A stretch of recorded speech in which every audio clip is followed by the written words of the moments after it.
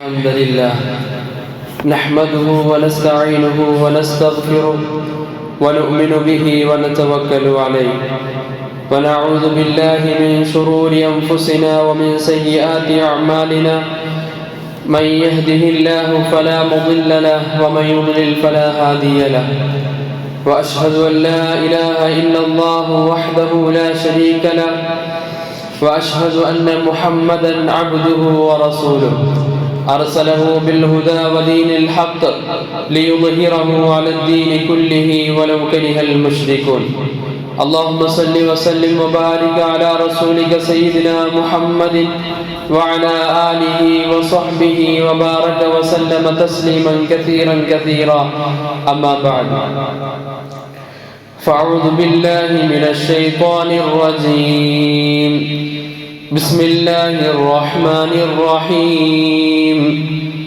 ليس عليكم جناح أن تبتغوا فضلا من ربكم فإذا أفضتم من عرفات فاذكروا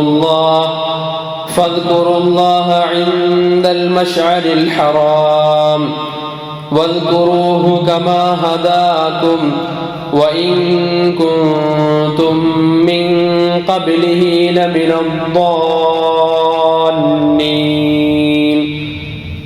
صدق الله العظيم أيها الناس أوصيكم عباد الله ونفسي أولا بتقوى الله قال الله سبحانه وتعالى في القرآن المجيد يا أيها الذين آمنوا اتقوا الله حق تقاته ولا تموتن إلا وأنتم مسلمون ഏറ്റവും സ്നേഹാദരവ് നിറഞ്ഞ സത്യവിശ്വാസികളെ, ജീവിതത്തിൻ്റെ എല്ലാ നിമിഷങ്ങളിലും അല്ലാഹു സുബ്ഹാനഹു വ തആലയെ തഖ്വ ചെയ്ത് ജീവിക്കണമെന്ന് എന്നോടും നിങ്ങളോടും ഓർമ്മപ്പെടുത്തുകയാണ്, വസിയ്യത്ത് ചെയ്യുകയാണ്. അല്ലാഹു സുബ്ഹാനഹു വ തആല ജീവിതാന്ത്യം വരെ അവനനുസരിച്ച് അവനെ വഴിപ്പെട്ട് ജീവിക്കുവാനുള്ള തൗഫീഖ് നൽകുമാറാകട്ടെ. പ്രിയപ്പെട്ട സഹോദരന്മാരെ, ഒരുപാട് മഹത്വങ്ങൾ നിറഞ്ഞ ദിവസങ്ങളിലൂടെയാണ് നമ്മൾ കടന്നു പോകുന്നത്. കഴിഞ്ഞ ഖുത്ബയിൽ നമ്മൾ സൂചിപ്പിച്ചതുപോലെ ബഹുമാനപ്പെട്ട ഇബ്രാഹിം അലൈഹിസ്സലാത്തു വസ്സലാമിൻ്റെ സ്മരണ അയവിറക്കിക്കൊണ്ട് വ്യത്യസ്തമായ കർമ്മങ്ങൾ നിറഞ്ഞു നിൽക്കുന്ന ദിവസങ്ങളാണ് ദുൽഹിജ്ജ മാസത്തിലെ ആരംഭത്തിലുള്ള 10 ദിവസങ്ങൾ എന്നുള്ളത്. ഹജ്ജ് ഈ 10 ദിവസത്തിലാണുള്ളത്. അതുപോലെ തന്നെ യൗമുത് തർവിയ, ദുൽഹിജ്ജ 8-നാണ് യൗമുത് തർവിയ എന്ന് പറയുക. പണ്ട് അറഫ ദിവസത്തിലേക്ക് വേണ്ടി മദീനക്കാർ വെള്ളവും മറ്റു സാധന സാമഗ്രികളൊക്കെ ഒരുക്കിയിരുന്നത് ദുൽഹിജ്ജ 8-നാണ്. അങ്ങനെയാണ് ആ ദിവസത്തിന് യൗമുത് തർവിയ എന്നുള്ള പേര് വന്നത്. അപ്പോൾ യൗമുത് തർവിയ ഉള്ളത് ഈ ആരംഭത്തിലുള്ള 10 ദിവസമാണ്. അതുപോലെ തന്നെ യൗമുൽ അറഫ, ഏറ്റവും മഹത്വമുള്ള ദിവസം, അതും ഈ 10 ദിവസത്തിലാണ്. പിന്നെ യൗമുൻ നഹർ, ബലി കർമ്മം നിർവഹിക്കപ്പെടുന്ന ദിവസം അല്ലെങ്കിൽ പെരുന്നാളിന്റെ ദിവസം, അതും ഈ 10 ദിവസത്തിലാണ്. ഇങ്ങനെ ഒരുപാട് മഹത്വങ്ങൾ നിറഞ്ഞ ദിവസങ്ങളാണ് ദുൽഹിജ്ജ ആരംഭത്തിലുള്ള 10 ദിവസങ്ങൾ. ആദരവായ റസൂലുള്ളാഹി സ്വല്ലല്ലാഹു അലൈഹി വസല്ലം തങ്ങൾ പഠിപ്പിക്കുന്നുണ്ട്, ഈ ദുൽഹിജ്ജ മാസത്തിന്റെ ആരംഭത്തിലുള്ള 10 ദിവസം, ആ ദിവസത്തിൽ നമ്മൾ ചെയ്യുന്ന സൽക്കർമ്മങ്ങൾ മറ്റു ദിവസങ്ങളിൽ നമ്മൾ ചെയ്യുന്ന സൽക്കർമ്മങ്ങളെക്കാൾ വലിയ മഹത്വമുള്ളതാണ്.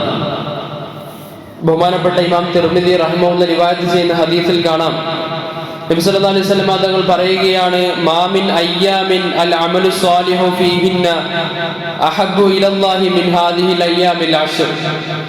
ഈ ദുൽഹിജ്ജ മാസത്തിന്റെ ആരംഭത്തിലുള്ള 10 ദിവസം നമ്മൾ ചെയ്യുന്ന സൽക്കർമ്മങ്ങളെക്കാൾ മഹത്വമുള്ള മറ്റൊരു സൽക്കർമ്മവും ഇല്ല എന്നുള്ളതാണ്. ഫഖാലു, അപ്പോൾ സ്വഹാബാക്കൾ ചോദിച്ചു, യാ റസൂലല്ലാഹ് വലൽ ജിഹാദു ഫീ സബീലില്ലാ, അങ്ങനെയാണെങ്കിൽ അള്ളാഹുവിന്റെ മാർഗത്തിലുള്ള ജിഹാദ്, അത് ഞങ്ങളൊക്കെ മനസ്സിലാക്കുന്നത് ഏറ്റവും വലിയ കർമ്മമാണ്, ഏറ്റവും വലിയ അമലാണ് എന്നാണ്. അപ്പൊ ആ ജിഹാദിനേക്കാളും മഹത്വമുണ്ടോ ഈ ദുൽഹിജ്ജ മാസത്തിലെ ആരംഭത്തിലെ 10 ദിവസങ്ങളിൽ ചെയ്യുന്ന അമലുകൾക്ക് എന്ന് ചോദിക്കുകയാണ് സ്വഹാബാക്കൾ. റസൂലുള്ളാഹി സ്വല്ലല്ലാഹു അലൈഹി വസല്ലം തങ്ങൾ പറഞ്ഞു, വലൽ ജിഹാദു ഫീ സബീലില്ലാഹ്, അല്ലാഹുവിന്റെ മാർഗത്തിൽ പോരാടുന്നതിനേക്കാൾ മഹത്വമാണ് ഈ 10 ദിവസങ്ങളിൽ നമ്മളൊരു കർമ്മം ചെയ്യുന്നതിന് എന്ന് റസൂലുള്ളാഹി സ്വല്ലല്ലാഹു അലൈഹി വസല്ലം തങ്ങൾ പഠിപ്പിക്കുകയാണ്. അതിന്റെ മഹത്വം എത്രത്തോളം ഉണ്ട് എന്ന് നമ്മൾ ആലോചിച്ച് നോക്കണം. അല്ലാഹുവിന്റെ മാർഗത്തിൽ ജിഹാദ് ചെയ്യുക എന്നുള്ളത് ഏറ്റവും കഠിനമായ ഒരു കർമ്മമാണ്. ഒരുപാട് ത്യാഗങ്ങൾ സഹിക്കേണ്ടി വരുന്നൊരു അമലാണ്.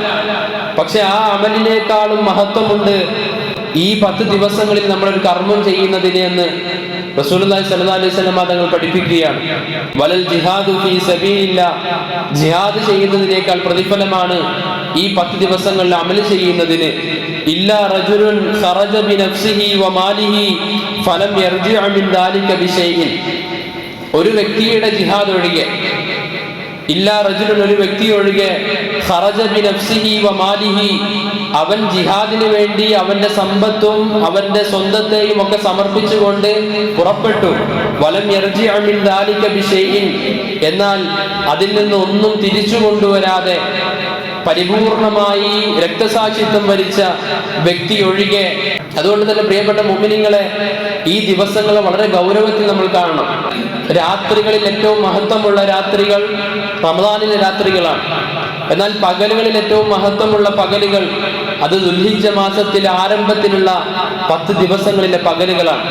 അത്രമാത്രം മഹത്വമുണ്ട് ഈ പകലുകൾക്ക്, ദുൽഹിജ്ജ മാസത്തിലെ ദിവസങ്ങൾക്ക് എന്നുള്ളതാണ്. പരമാവധി നമ്മൾ ദിക്റുകൾ വർദ്ധിപ്പിക്കുക, അള്ളാഹുവിനെ കുറിച്ചുള്ള ഓർമ്മകൾ വർദ്ധിപ്പിക്കുക, നമ്മുടെ നമസ്കാരങ്ങൾ, സുന്നത്ത് നമസ്കാരങ്ങൾ വർദ്ധിപ്പിക്കുക. ഇതൊക്കെയും ഈ ദിവസങ്ങൾ നമ്മൾ ചെയ്യേണ്ട കർമ്മങ്ങളാണ്. ആദരവായ റസൂലുള്ളാഹി സ്വല്ലല്ലാഹു അലൈഹി വസല്ലം തങ്ങൾ പഠിപ്പിക്കുന്നുണ്ട്, ഹജ്ജ് ചെയ്യാത്ത ആളുകൾക്ക് ആദ്യത്തെ 10 ദിവസം തുടർച്ചയായിട്ട് നോമ്പ് നോൽക്കുന്നത് സുന്നത്താണ്. അതിൽ തന്നെ പ്രത്യേകിച്ച് അറഫ ദിവസത്തിലെ നോമ്പ് റസൂലുള്ളാഹി സ്വല്ലല്ലാഹു അലൈഹി വസല്ലം തങ്ങൾ പറയുകയാണ്, സിയാമു യൗമി അറഫത അഹ്തസിബു അലല്ലാഹി അൻ യുകഫിറ സനതല്ലതി ഖബ്ല വസ്സനതല്ലതി ബഅദ. ആരെങ്കിലും ഈ അറഫ ദിവസത്തിന് നോമ്പ് അനുഷ്ഠിക്കുകയാണ് എങ്കിൽ കഴിഞ്ഞുപോയ ഒരു വർഷത്തെയും ഇനി വരാനുള്ള ഒരു വർഷത്തെയും പാപങ്ങൾ ആ ഒറ്റ നോമ്പിലൂടെ അല്ലാഹു പുറത്തു കൊടുക്കുമെന്നാണ്. അത്രയും മഹത്വമുള്ള നോമ്പാണ് അറഫ ദിവസത്തിലെ നോമ്പ് എന്ന് റസൂലുള്ളാഹി സ്വല്ലല്ലാഹു അലൈഹി വസല്ലം തങ്ങൾ പഠിപ്പിക്കുമ്പോൾ, പ്രിയപ്പെട്ടവരെ, നമ്മളെല്ലാവരും, നമ്മളും നമ്മുടെ കുടുംബവും ഒക്കെ ആ ദിവസത്തിൽ നോമ്പ് അനുഷ്ഠിക്കുവാൻ പ്രത്യേകം താല്പര്യം കാണിക്കേണ്ടതുണ്ട്. അതുപോലെ തന്നെ അറഫ ദിവസത്തിലെ പ്രാർത്ഥനയെ പറ്റി റസൂലുള്ളാഹി സ്വല്ലല്ലാഹു അലൈഹി വസല്ലം തങ്ങൾ പറയുകയാണ്, ഖൈറു ദുആഇ ദുആഉ യൗമി അറഫത, ഒരു മനുഷ്യൻ ചെയ്യുന്ന ഏറ്റവും ഉത്തമമായ പ്രാർത്ഥന അറഫ ദിവസത്തിലെ പ്രാർത്ഥനയാണ്. അബ്ദുല്ലാഹി ഇബ്നു മുബാറക് എന്ന് പറയുന്ന ഒരു താബിഈ പണ്ഡിതനുണ്ട്. അദ്ദേഹം പറയുകയാണ്, അറഫ ദിവസത്തിൽ ആരെങ്കിലും പ്രാർത്ഥിക്കാതിരിക്കുകയാണ് എങ്കിൽ, ഞാൻ ഒരുപാട് വലിയ പാപങ്ങൾ ചെയ്ത മനുഷ്യനാണ്, എനിക്ക് എത്ര പ്രാർത്ഥിച്ചാലും അല്ലാഹു ഉത്തരം നൽകില്ല എന്ന് ആരെങ്കിലും വിചാരിക്കുകയാണ് എങ്കിൽ അവരെക്കാൾ ഭാഗ്യം കെട്ടവരായിട്ട് ഈ ദുനിയാവിൽ മറ്റാരുമില്ല എന്നാണ്. അത്രയും ദുആയുടെ ഉത്തരത്തിന് സാധ്യതയുള്ള ദിവസമാണ് അറഫയുടെ ദിവസം എന്ന് നമ്മൾ പ്രത്യേകമായി ഓർക്കുക. റസൂലുള്ളാഹി സ്വല്ലല്ലാഹു അലൈഹി വസല്ലം തങ്ങൾ പറയുന്നുണ്ട്, അറഫ ദിവസത്തിന്റെ അത്ര പിശാച് സങ്കടപ്പെടുന്ന മറ്റൊരു ദിവസവും ഇല്ല എന്നാണ്. നബി തങ്ങൾ പറയുന്നു, മാ റുഇയ ശൈത്താനു യൗമൻ ഹുവ ഫീഹി അസ്ഗറു വലാ അദ്ഹറു വലാ അഹ്ഖറു വലാ അഗ്യദു മിൻഹു ഫീ യൗമി അറഫത. അറഫ ദിവസത്തേക്കാൾ പിശാച് നിന്ദ്യനാകുന്ന ഒരു സന്ദർഭം മറ്റൊരു സന്ദർഭത്തിലും ഇല്ല എന്ന് റസൂലുള്ളാഹി സ്വല്ലല്ലാഹു അലൈഹി വസല്ലം തങ്ങൾ പറയുകയാണ്. വമാ ദാക ഇല്ലാ ലിമാ യറാ മിൻ തനസ്സുലിർ റഹ്മ. അതിന്റെ കാരണം എന്താണ്? അറഫ ദിവസത്തിൽ അല്ലാഹുവിന്റെ ഭാഗത്ത് നിന്ന് കാരുണ്യം പെയ്തിറങ്ങുന്നതാണ്. അത്രയും കാലം പാപഭംഗിലമായ ജീവിതം നയിച്ചിരുന്ന മനുഷ്യർക്കൊക്കെയും പാപമോചനം നൽകുന്ന മനോഹരമായ ദിവസമാണ് അറഫ ദിവസം. മറ്റൊരു ഹദീസിൽ കാണാം, ഏറ്റവും കൂടുതൽ നരകമോചനം അല്ലാഹു നൽകുന്നത് അറഫ ദിവസത്തിലാണ്. അതുകൊണ്ട് തന്നെ പ്രിയപ്പെട്ട മുഅ്മിനീങ്ങളെ, അറഫ ദിവസം എന്നുള്ളത് പ്രത്യേകം നമ്മൾ തയ്യാറെടുപ്പോടുകൂടി സ്വീകരിക്കേണ്ട ദിവസമാണ്. ആ ദിവസത്തിൽ എല്ലാവരും നോമ്പ് നോക്കണം, പരമാവധി സൽക്കർമ്മങ്ങൾ വർദ്ധിപ്പിക്കണം, അള്ളാഹുവിലേക്ക് നമ്മുടെ തെറ്റുകൾ ഏറ്റുപറയുവാൻ, നമ്മുടെ ആഗ്രഹങ്ങൾ അള്ളാഹുവിനോട് പങ്കുവെക്കുവാൻ നമ്മളെല്ലാവരും തയ്യാറാകണം. അള്ളാഹു സുബ്ഹാനഹു വ തആല നമുക്ക് തൗഫീഖ് നൽകുമാറാകട്ടെ. അറഫ ദിവസത്തിന്റെ മറ്റൊരു പ്രത്യേകത റസൂലുള്ളാഹി സ്വല്ലല്ലാഹു അലൈഹി വസല്ലം തങ്ങളുടെ ചരിത്ര പ്രസിദ്ധമായ അറഫ പ്രഭാഷണമാണ്. മക്കയെ സംബന്ധിച്ചിടത്തോളം അന്നേ വരെ കണ്ടിട്ടില്ലാത്ത ജനസഞ്ചയത്തെ സാക്ഷി നിർത്തിക്കൊണ്ട് റസൂലുള്ളാഹി സ്വല്ലല്ലാഹു അലൈഹി വസല്ലം തങ്ങൾ മനോഹരമായ ഒരു പ്രഭാഷണം നടത്തി. ചരിത്രത്തിൽ കാണാം, മദീനയിൽ നിന്ന് റസൂലുള്ളാഹി സ്വല്ലല്ലാഹു അലൈഹി വസല്ലം തങ്ങളോടൊപ്പം 90,000 ആളുകളാണ് ഈ അറഫയിലേക്ക് സംഗമിച്ചത്. അതുപോലെ തന്നെ മക്കയിൽ നിന്ന് 30,000-ഓളം ആളുകൾ സ്വഹാബികൾ ആ അറഫയിൽ സംഗമിച്ചു.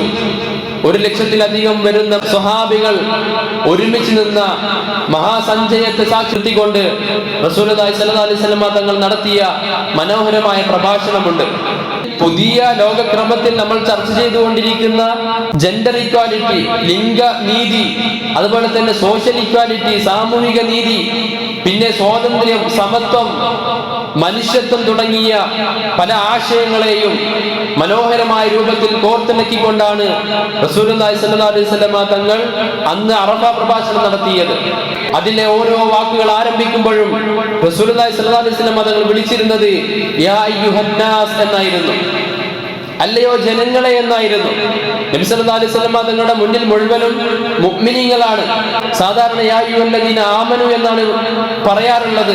പക്ഷെ ആദരവായ റസൂലുള്ളാഹി സ്വല്ലല്ലാഹു അലൈഹി വസല്ലം തങ്ങൾ വിളിച്ചത് യാ അയ്യുഹന്നാസ്, അല്ലയോ ജനങ്ങളെ എന്നാണ്. അഥവാ ഇസ്ലാമും പ്രവാചകൻ സല്ലല്ലാഹു അലൈഹി വസല്ലം തങ്ങളും കേവലം മുസ്ലിമീങ്ങൾക്ക് വേണ്ടി മാത്രമുള്ളതല്ല. അല്ലാഹു എന്നുള്ളത് മുസ്ലിമീങ്ങളുടെ മാത്രം ദൈവമല്ല, മറിച്ച് മുഴുവൻ ജനങ്ങളുടെയും ദൈവമാണ്. ഇസ്ലാം എന്നുള്ളത് മുഴുവൻ ജനങ്ങളുടെയും മതമാണ്. ആദരവായ റസൂലുള്ളാഹി സ്വല്ലല്ലാഹു അലൈഹി വസല്ലം തങ്ങൾ എന്നുള്ളത് മുഴുവൻ ജനങ്ങളുടെയും പ്രവാചകനാണ്. ആ പ്രവാചകൻ സല്ലല്ലാഹു അലൈഹി വസല്ലം തങ്ങൾ അറഫയുടെ ദിവസം വിളിക്കുകയാണ് യാ അയ്യുഹന്നാസ്, അല്ലയോ ജനങ്ങളെ, ഇസ്മഉ ഖൗലി, നിങ്ങൾ എൻ്റെ വാക്കുകൾ ശ്രദ്ധിച്ചു കേൾക്കണം. ഫഇന്നി ലാ അദ്രി ലഅല്ലി ലാ അൽഖാകും ബഅദ ആമി ഹാദാ ബിഹാദൽ മൗഖിഫി അബദ. ഒരുപക്ഷേ ഈ സ്ഥലത്ത് ഇങ്ങനെ ഒരു ഒരുമിച്ച് കൂടൽ ഇനി ഒരിക്കലും സാധ്യമാകില്ല എന്നാണ് ഞാൻ വിചാരിക്കുന്നത്. അഥവാ ഇതിൽ നിന്നൊരു സൂചനയാണ് റസൂലുള്ളാഹി സ്വല്ലല്ലാഹു അലൈഹി വസല്ലം തങ്ങൾ ലോകത്ത് നിന്ന് വിട പറയാൻ പോവുകയാണ്. നബി തങ്ങളുടെ ആദ്യത്തെയും അവസാനത്തെയും ഹജ്ജായിരുന്നു ഇത്. ഇസ്ലാമിക ചരിത്രത്തിൽ 2ാമത്തെ ഹജ്ജാണ്. 1ാമത്തെ ഹജ്ജിൽ നബി സല്ലല്ലാഹു അലൈഹി വസല്ലം തങ്ങൾ ഉണ്ടായിരുന്നില്ല. അബൂബക്കർ സിദ്ദീഖ് റളിയല്ലാഹു അൻഹുവാണ് നേതൃത്വം കൊടുത്തത്. 2ാമത്തെ ഹജ്ജാണിത്. ഈ ഹജ്ജിന്റെ ശേഷം റസൂലുള്ളാഹി സ്വല്ലല്ലാഹു അലൈഹി വസല്ലം തങ്ങൾ ഈ ലോകത്ത് നിന്ന് വിട പറഞ്ഞു. ശേഷം നബി സല്ലല്ലാഹു അലൈഹി വസല്ലം തങ്ങൾ പറയുന്നു അയ്യുഹന്നാസ്, അല്ലയോ ജനങ്ങളെ, ഇന്ന ദിമാഅകും വ അംവാലകും വ അറാദകും അലൈക്കും ഹറാമുൻ, തീർച്ചയായും നിങ്ങളുടെ രക്തം അഥവാ നിങ്ങളുടെ ജീവൻ, നിങ്ങളുടെ സമ്പത്ത്, നിങ്ങളുടെ അഭിമാനം അത് പരിശുദ്ധമാണ്. അനർഹമായിട്ട് ഒരു ശരീരത്തെ വധിക്കുക എന്നുള്ളത് ലോകത്തുള്ള മുഴുവൻ മനുഷ്യരെയും വധിക്കുന്നതിന് തുല്യമാണ് എന്ന് വിശുദ്ധ ഖുർആൻ നമുക്ക് പഠിപ്പിച്ചു തരുന്നുണ്ട്. ഇങ്ങനെ പഠിപ്പിക്കുന്ന മതത്തെയാണ് തീവ്രവാദത്തിന്റെയും ഭീകരവാദത്തിന്റെയും മതമെന്ന് ഇന്ന് ആളുകൾ പറഞ്ഞുകൊണ്ടിരിക്കുന്നത്. അതുപോലെ തന്നെ നബികൾ പറയുന്നു അയ്യുഹന്നാസ്, അല്ലയോ ജനങ്ങളെ, ഇത്തഖുല്ലാഹ ഫിൻ നിസാ. ചരിത്രപ്രസിദ്ധമായ ആ സംഭാഷണത്തിൽ, ആ പ്രഭാഷണത്തിൽ നബികൾ പറയുന്നു ഇത്തഖുല്ലാഹ ഫിൻ നിസാ, നിങ്ങൾ നിങ്ങളുടെ സ്ത്രീകളുടെ വിഷയത്തിൽ അല്ലാഹുവിനെ സൂക്ഷിക്കണം. ഫഇന്നകും അഖദ്തുമൂഹുന്ന ബിഅമാനില്ലാ, നിങ്ങൾ അവരെയും അവരുടെ കൈപിടിച്ച് നിങ്ങളുടെ വീട്ടിലേക്ക് കൊണ്ടുവന്നത് അതൊരു അമാനത്തിന്റെ പുറത്താണ്.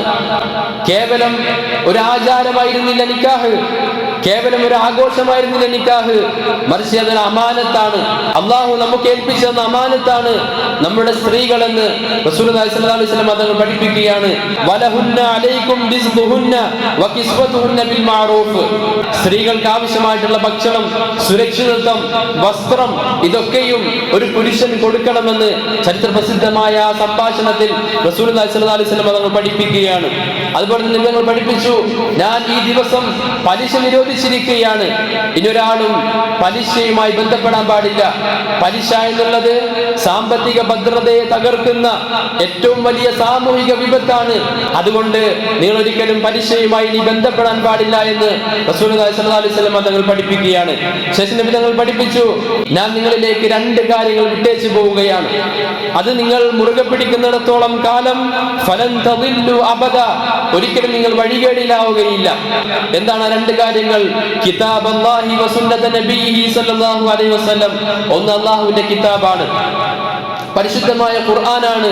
രണ്ടാമത്തേത് ആദരവായ റസൂലുള്ളാഹി സ്വല്ലല്ലാഹു അലൈഹി വസല്ലം തങ്ങളുടെ ചര്യയാണ്, ഹദീസുകളാണ്. ഈ രണ്ടെണ്ണത്തെയും നിങ്ങൾ മുറുകെ പിടിക്കുന്നിടത്തോളം കാലം നിങ്ങൾ വഴികേടിലാവുകയില്ല എന്ന് റസൂലുള്ളാഹി സ്വല്ലല്ലാഹു അലൈഹി വസല്ലം തങ്ങൾ പഠിപ്പിക്കുകയാണ്. നമ്മൾ ആലോചിച്ച് നോക്കി, ഈ രണ്ടെണ്ണത്തോടുമുള്ള നമ്മുടെ സമീപനം എന്താണ്? വിശുദ്ധ ഖുർആൻ എത്രത്തോളം നമ്മൾ അടുത്തറിയാൻ ശ്രമിക്കുന്നുണ്ട്, ആദരവായ റസൂലുള്ളാഹി സ്വല്ലല്ലാഹു അലൈഹി വസല്ലം തങ്ങളുടെ ഹദീസുകൾ എത്രത്തോളം നമ്മൾ അത് പഠിക്കാൻ ശ്രമിക്കുന്നുണ്ട് എന്ന് ആത്മാർത്ഥമായിട്ട് ആലോചിക്കുക. ഒരുപാട് കാര്യങ്ങൾ പറഞ്ഞതിന് ശേഷം നബി സല്ലല്ലാഹു അലൈഹി വസല്ലം തങ്ങൾ ഈ ജനസഞ്ചയത്തെ സാക്ഷി നിർത്തിക്കൊണ്ട് നബി തങ്ങൾ ചോദിക്കുന്നു, അല്ലാഹുമ്മ ഹൽ ബല്ലഗ്തു, ഞാൻ നിങ്ങൾക്ക് ഇസ്ലാമിനെ എത്തിച്ചു തന്നില്ലേ? ഇസ്ലാമിന്റെ സന്ദേശങ്ങൾ മുഴുവൻ നിങ്ങൾക്ക് പറഞ്ഞു തന്നില്ലേ? ഖാലു, സ്വഹാബാക്കൾ മുഴുവനും ഒരുമിച്ച് പറഞ്ഞു, നഅം, അതേ റസൂലുള്ളാഹ്, അല്ലാഹുവിന്റെ റസൂലേ, അങ്ങ് ഇസ്ലാമിന്റെ നിയമങ്ങൾ മുഴുവൻ ഞങ്ങൾക്ക് പഠിപ്പിച്ചു തന്നു, മനസ്സിലാക്കി തന്നു എന്ന് സ്വഹാബാക്കൾ നബി സല്ലല്ലാഹു അലൈഹി വസല്ലം തങ്ങളോട് പറയുകയാണ്.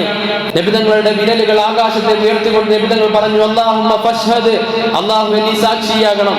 ശേഷം നബി സല്ലല്ലാഹു അലൈഹി വസല്ലം തങ്ങൾ വീണ്ടും പറയുന്നു, യാ അയ്യുഹന്നാസ്, അല്ലയോ ജനങ്ങളെ, ഇന്ന റബ്ബകും വാഹിദുൻ, തീർച്ചയായും നിങ്ങളുടെ രക്ഷിതാവ് ഏകനാണ്. ഇവിടെ നമ്മൾ ശ്രദ്ധിക്കണം, നബി തങ്ങൾ വിളിക്കുന്നത് മുഅ്മിനീങ്ങളെയല്ല, യാ അയ്യുഹന്നാസ്, അല്ലയോ ജനങ്ങളെ. ഇസ്ലാം മതവിശ്വാസികൾ, ഹൈന്ദവ സഹോദരന്മാർ, ക്രൈസ്തവ സഹോദരന്മാർ, മതമില്ലാത്ത മനുഷ്യർ എല്ലാവരെയും വിളിച്ചുകൊണ്ട് നബി തങ്ങൾ പറയുന്നു, ഇന്ന റബ്ബകും വാഹിദ്, തീർച്ചയായും നിങ്ങളുടെ രക്ഷിതാവ് ഏകനാണ്. വ ഇന്ന അബാകും വാഹിദുൻ, തീർച്ചയായും നിങ്ങളുടെ പിതാവ് കുല്ലുകും ലി ആദം, നിങ്ങൾ എല്ലാവരും ആദമിന്റെ സന്തതികളാണ്. വ ആദമു മിൻ തുറാബ്, ആദമോ മണ്ണിൽ നിന്നുള്ളതാണ്.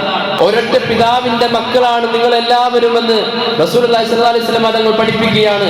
നിങ്ങൾക്കിടയിൽ ജാതീയത പാടില്ല, നിങ്ങൾക്കിടയിൽ വർഗീയത പാടില്ല. നിങ്ങളെല്ലാവരും ഒരു പിതാവിന്റെ മക്കളായിട്ട് സന്തോഷത്തോടു കൂടി ഈ ലോകത്ത് ജീവിക്കണമെന്ന് നബി സല്ലല്ലാഹു അലൈഹി വസല്ലം തങ്ങൾ പഠിപ്പിക്കുന്നു.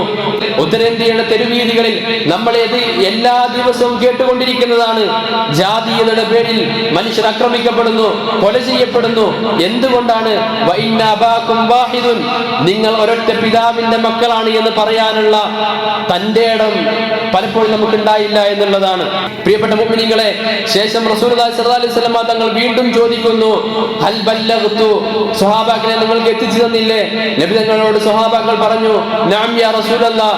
അപ്പോൾ നബി തങ്ങൾ പറയുന്നു, ഫൽയുബല്ലിഗി ഷാഹിദുൽ ഗായിബ്, നബി തങ്ങൾ പറയുകയാണ്, ഫൽയുബല്ലിഗു ഷാഹിദുൽ ഗായിബ്, ഇവിടെ സന്നിഹിതരായ ആളുകൾ ഈ സന്നിഹിതരല്ലാത്ത ആളുകളിലേക്ക് ഈ സന്ദേശം എത്തിക്കുക. അങ്ങനെ പറഞ്ഞുകൊണ്ടാണ് നബി സല്ലല്ലാഹു അലൈഹി വസല്ലം തങ്ങൾ അവിടുത്തെ പ്രഭാഷണം അവസാനിപ്പിക്കുന്നത്. ചരിത്രത്തിൽ കാണാം, ഈ ഒരു വാക്ക് കേട്ടപ്പോൾ ബഹുമാനപ്പെട്ട സ്വഹാബാക്കൾ ലോകത്തിന്റെ വിവിധ ഭാഗങ്ങളിലേക്ക് യാത്ര പോയി എന്നാണ്. അങ്ങനെയാണ് നമ്മുടെ കൊച്ചു കേരളത്തിലേക്ക് പോലും സ്വഹാബികൾ വന്നത്. മാലിക് ഇബ്നു ദീനാറും സംഘവും കേരളത്തിലേക്ക് വന്നതാണ് ഇസ്ലാം കേരളത്തിൽ പ്രചരിക്കാനുള്ള പ്രധാനപ്പെട്ട കാരണം. അങ്ങനെ ഈ ഒരു വാക്ക് കേട്ടപ്പോൾ ബഹുമാനപ്പെട്ട സ്വഹാബാക്കൾ ലോകത്തിന്റെ പല ഭാഗങ്ങളിലേക്ക് തിരിച്ചു. അന്ന് ആ സമ്മേളനത്തിൽ 1,00,000-ലധികം സ്വഹാബാക്കൾ ഉണ്ടായിരുന്നുവെങ്കിൽ ഇന്ന് മദീനയിൽ വെറും 10,000-ഓളം സ്വഹാബാക്കളുടെ ഖബറുകൾ മാത്രമേ നമ്മൾ കാണുകയുള്ളൂ. ബാക്കിയുള്ള സ്വഹാബാക്കൾ എവിടെ പോയി? അവർ ഇസ്ലാമിന്റെ ഈ സന്ദേശവുമായി ലോകത്തിന്റെ വിവിധ ഭാഗങ്ങളിലേക്ക് യാത്ര ചെയ്തു. അവിടെയൊക്കെ ഇസ്ലാമിനെ പ്രചരിപ്പിച്ചു. അങ്ങനെ ലോകത്ത് മുഴുവനും ഇസ്ലാം വ്യാപിച്ചു എന്നുള്ളതാണ്. പ്രിയപ്പെട്ടവരെ, അറഫയുടെ ദിവസം നമ്മളിലേക്ക് കടന്നു വരുമ്പോൾ നമ്മളെല്ലാവരും ഓർക്കേണ്ടത് എന്ന കൽപ്പന അത് കേവലം സ്വഹാബാക്കൾക്ക് വേണ്ടി മാത്രമുള്ളതല്ല, നമുക്ക് ഓരോരുത്തർക്കും ഉള്ളതാണ്. നമുക്ക് ലഭിച്ച ഇസ്ലാമിനെ ലോകത്തിന്റെ വിവിധ ഭാഗങ്ങളിലേക്ക് എത്തിക്കുവാൻ നമുക്ക് സാധ്യമാകേണ്ടതുണ്ട്. അതിന് നമുക്ക് കഴിയുന്ന രൂപത്തിൽ പരിശ്രമിക്കേണ്ടത് നമ്മുടെ ബാധ്യതയാണ്. ആ ബാധ്യത നമ്മൾ നിർവഹിക്കാതിരിക്കുമ്പോഴാണ് ലോകത്തിന്റെ മുന്നിൽ നമ്മൾ നിന്ദ്യരായിത്തീരുന്നത്, നമ്മൾ അടിമകളായിത്തീരുന്നത്, നമ്മൾ OBC ആയിത്തീരുന്നത്, നമ്മൾ അരികുവൽക്കരിക്കപ്പെട്ടവരായിത്തീരുന്നത്. ഇസ്സത്തോടുകൂടി അന്തസ്സോടുകൂടി ഈ ഇസ്ലാമിന്റെ സന്ദേശം ലോകത്ത് മുഴുവനും പ്രചരിപ്പിക്കാൻ നമുക്ക് സാധിക്കണം. പ്രത്യേകിച്ച് സോഷ്യൽ മീഡിയ ഒക്കെയുള്ള കാലഘട്ടത്തിൽ നമുക്ക് എളുപ്പമാണ്. ഇതിലാണ് ഇന്ന് ലോകത്ത് ഒട്ടനവധി മനുഷ്യർ ജീവിച്ചുകൊണ്ടിരിക്കുന്നത്.